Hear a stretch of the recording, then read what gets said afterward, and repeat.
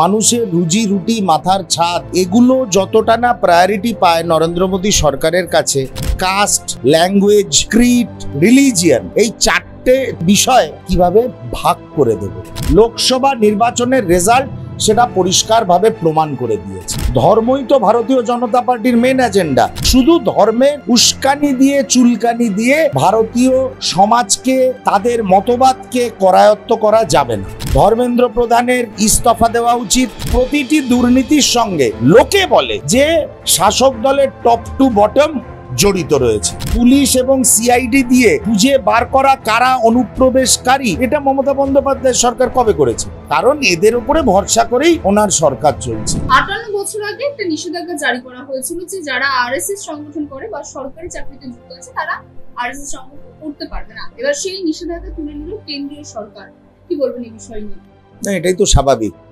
দেখুন, কেন্দ্রের যে শাসক দল ভারতীয় জনতা পার্টি, তাদের আইডিওলগ অর্গানাইজেশন হচ্ছে আরএসএস তাদের কর্মকাণ্ড চালাবে এবং আরএসএস এর লোকেরা বিভিন্ন সরকারি দপ্তর, বিভিন্ন সরকারি এজেন্সির মধ্যে ছড়িয়ে থাকবে, ফ্রিলি তাদের এজেন্ডা ফুলফিল করবে। এটা কেন্দ্রের শাসক দল বিজেপি চাইবে, এটা খুব স্বাভাবিক ব্যাপার।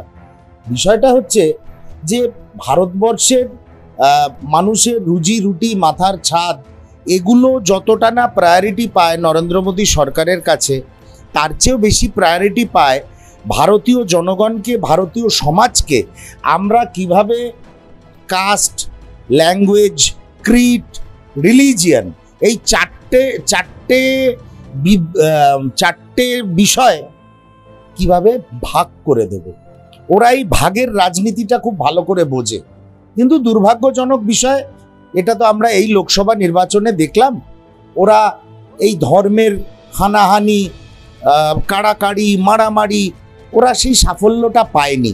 মানে অযোধ্যার রাম মন্দির যে লোকসভা কেন্দ্রে, সেই লোকসভা কেন্দ্রেও ভারতীয় জনতা পার্টির এই রিলিজিয়াস এজেন্ডা আজকে মানুষের চোখে নিচে নেমে গেছে এবং তাদের প্রার্থী ওই লোকসভা কেন্দ্র থেকে হেরে গেছে।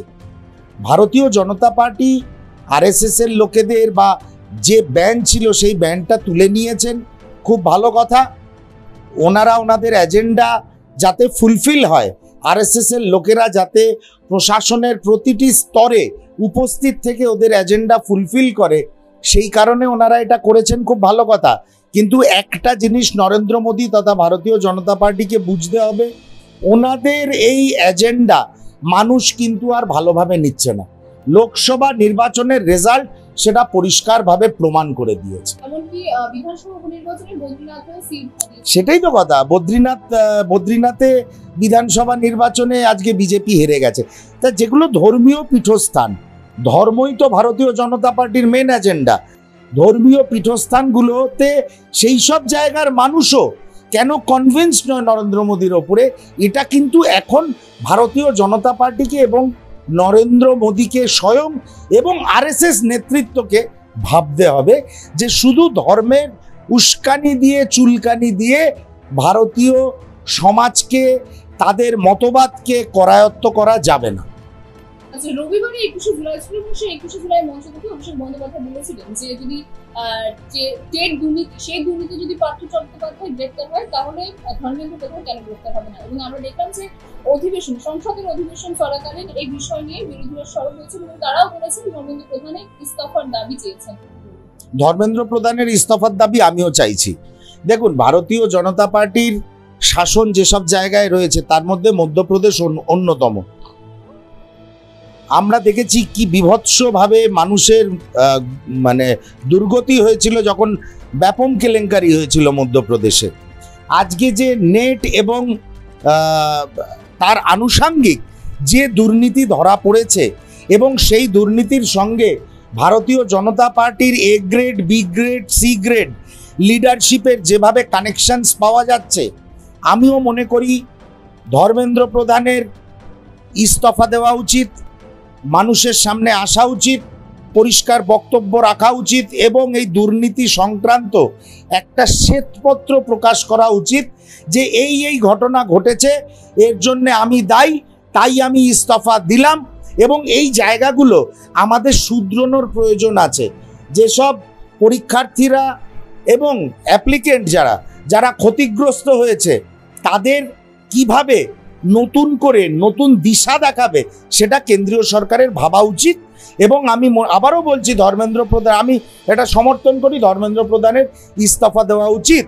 কিন্তু সাইড বাই সাইড যিনি বলছেন এই কথাগুলো দাঁড়িয়ে, তার দিকেও তো দুর্নীতির আঙুল উঠে রয়েছে। তাকেও তো কথায় কথায় 2 মাসে 3 মাসে 6 মাসে হাইকোর্ট বা সুপ্রিম কোর্টে দৌড়তে হয় যে যেন আমাকে তদন্তে না ডাকে, যেন আমাকে গ্রেপ্তার না করে, গ্রেপ্তারের ওপরে রক্ষা কবচ চান। সেই বিষয়ে বাংলার ভাইপো কি বলতে চায় সেই বিষয়ে কিন্তু উনি কোনো দিশা দেখাননি। শুধু একবার বলেছিলেন যে ওনার বিরুদ্ধে যদি দুর্নীতি প্রমাণিত হয় উনি ফাঁসিতে চড়ে যাবেন। তা যাই হোক, আমরা চাই না, আমরা কারোর মৃত্যু কামনা করি না, কিন্তু অভিষেক বন্দ্যোপাধ্যায়ের মুখে কোনো ধরনের নীতি কথা আমরা অন্তত মেনে নিতে পারি না। অত্যন্ত ঘৃণ্য পরিস্থিতি পশ্চিমবঙ্গের হয়ে রয়েছে এবং প্রতিটি দুর্নীতির সঙ্গে লোকে বলে, সূত্রের খবর বলে যে শাসক দলের টপ টু বটম জড়িত রয়েছে। আচ্ছা, আমরা জানি ইতিমধ্যে বাংলাদেশের ছাত্র আন্দোলন চলছে কোটা সংস্কার নিয়ে, এবং সেই আন্দোলনের আজ আমরা কলকাতায় দেখেছিলাম বাম ছাত্র সংগঠন তারাও নেমেছিল। কিন্তু প্রশ্ন এটা হচ্ছে, যে বাংলাদেশের ছাত্র আন্দোলন চলছে সেই ছাত্র আন্দোলনের তো ভারত বিরোধী স্লোগানও চলছে। অত্যন্ত দুঃখের, অত্যন্ত দুঃখের এই বিষয়ে। দেখুন, যারা এটা কালকেই আমি শুনছিলাম, একজন প্রাক্তন সাংবাদিক যিনি এখন সাংবাদিকতা করেন না, তিনি বলছিলেন যে একটি জায়গায় বসে বলছিলেন যে শেখ হাসিনার যারা বিরোধী তারা ভারতবর্ষের বিরোধী, এরকম একটা ন্যারেটিভ আছে বাংলাদেশে। শেখ হাসিনা ভারতপন্থী এরকম বলা হয়।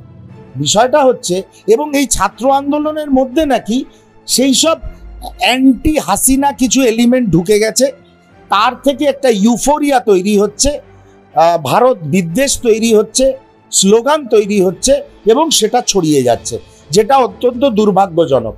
দেখুন, হাসিনার কারা বিরোধী, হাসিনার বিরোধী মানেই ভারত বিরোধী হতে হবে, এই তত্ত্বটা একদম অনুচিত তত্ত্ব। কারণ ভারতবর্ষ বাংলাদেশের স্বাধীনতা আন্দোলনে ইন্দিরা গান্ধীর নেতৃত্বে যে সহযোগিতা বাংলাদেশের মুক্তিযুদ্ধ যোদ্ধাদের করেছিলেন এবং মুক্তিযুদ্ধে যেভাবে ভারতীয়রা পাশে এসে দাঁড়িয়েছিল, কোনো ধরনের আজকে বাংলাদেশ হয়েছে, বাংলাদেশ স্বাধীন রাষ্ট্র হয়েছে, তাতে ভারতবর্ষের একটা বিরাট অবদান রয়েছে। সেই ভারতবর্ষের বিরুদ্ধে যদি স্লোগান ওঠে বাংলাদেশের বিভিন্ন জায়গায়, এটা একদিক দিয়ে অত্যন্ত দুর্ভাগ্যজনক বলে আমি মনে করি। এবং এটা ভারতবর্ষের এবং ভারত সরকারের কোথাও একটা ডিপ্লোম্যাটিক ফেলিওর আছে বলে আমি মনে করি। এটা নরেন্দ্র মোদী সরকারের দেখা উচিত, বিদেশমন্ত্রী জয়শঙ্কর সাহেবের দেখা উচিত যে কেন এই ধরনের ঘটনা আমাদের প্রতিবেশী রাষ্ট্র বাংলাদেশ, যাদের সঙ্গে পশ্চিমবঙ্গের মতন ভারতের অঙ্গরাজ্যের ভাষা, খাদ্য, শিক্ষা, সংস্কৃতির অনেক মিল রয়েছে, সেই বাংলাদেশে কেন ভারত বিদ্বেষের স্লোগান উঠছে? এটা তো ভারত সরকারকে দেখতে হবে, ভারতের বিদেশ মন্ত্রককে এটা ভাবতে হবে।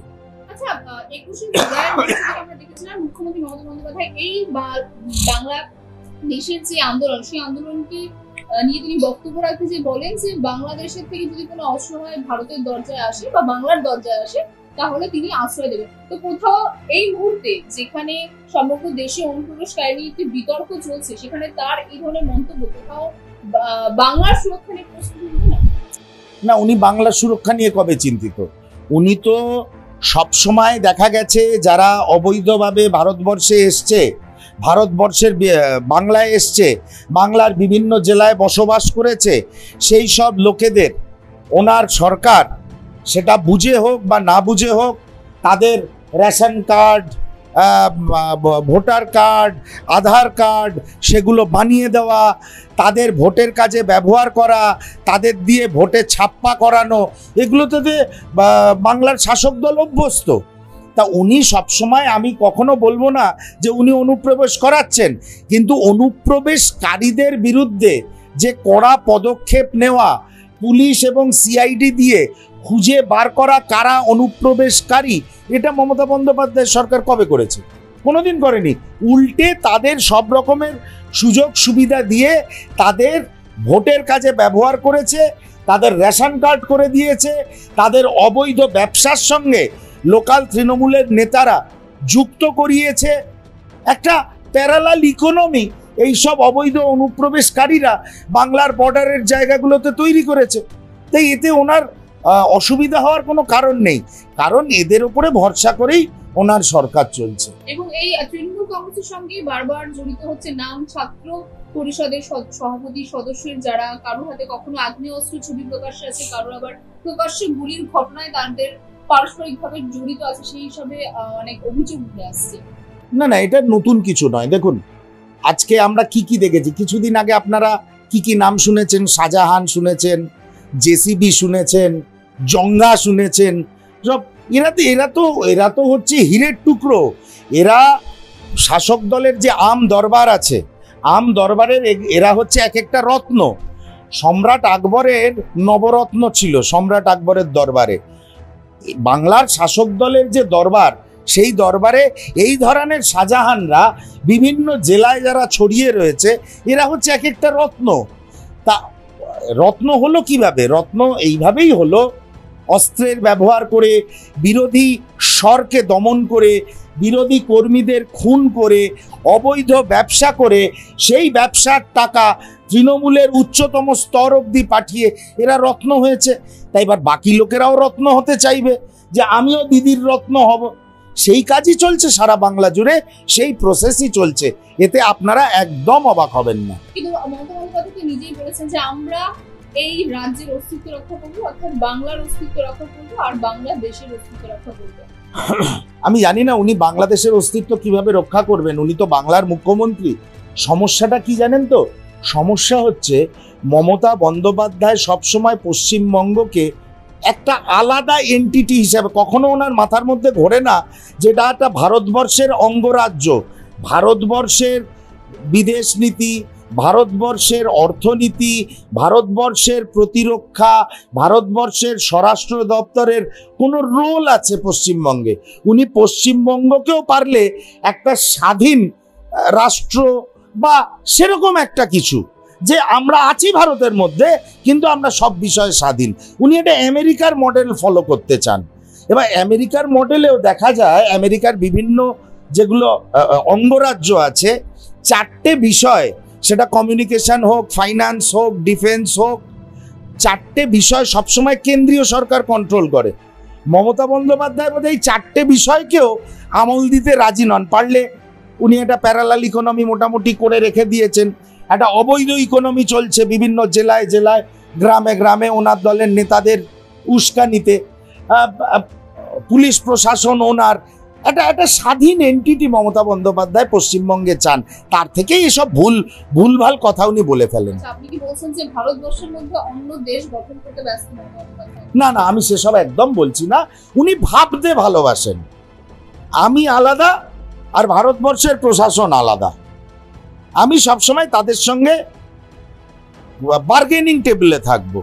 এরকম নয় যে ভারত সরকার একটা আইন প্রণয়ন করলো, এটা শুধু আজকে বিজেপির সরকার বলে আমি বলছি না। যখন কংগ্রেসের সরকার ছিল, ইউপিএ 1 ইউপিএ 2 সরকার ছিল, তখনও ওনার এই মানসিকতা ছিল। তার আগে যখন অন্য সরকার ছিল, তখনও ওনার উনি যতদিন মুখ্যমন্ত্রী আছেন, উনি যেন একটা স্বাধীন দ্বীপ রাষ্ট্রের মুখ্যমন্ত্রী, সেটা কারুর আন্ডারে নয়। ওই প্রধানমন্ত্রী এলেন, রাষ্ট্রপতি এলেন, পুষ্পস্তবক দিলাম, কিন্তু আইন কানুন, জুডিশিয়ারি, অর্থনীতি সব আমার মতন হবে। এই একটা অদ্ভুত, এটা কি বলে জানেন তো, যারা মেগালোমেনিয়াক হয় তাদের এই ধরনের মানসিকতা থাকে। এতে দোষের কিছু নেই, তবে যত তাড়াতাড়ি উনি নিজেকে শুধরবেন ওনার ভালো। কারণ এটা তো বাস্তব নয়। বাস্তব হচ্ছে আমরা ভারতবর্ষের একটা অঙ্গরাজ্য, ভারতবর্ষের নিয়ম কানুন চলবে। আর যে নিয়ম কানুন প্রণয়ন করতে বা যে নিয়ম কানুন আমরা বুঝবো এটা স্বৈরতান্ত্রিক একটা নিয়ম যেটা নরেন্দ্র মোদী ইম্পোজ করার চেষ্টা করছে, নিশ্চয়ই প্রতিবাদ করব, কিন্তু তার মানে এই নয় আমরা স্বাধীন।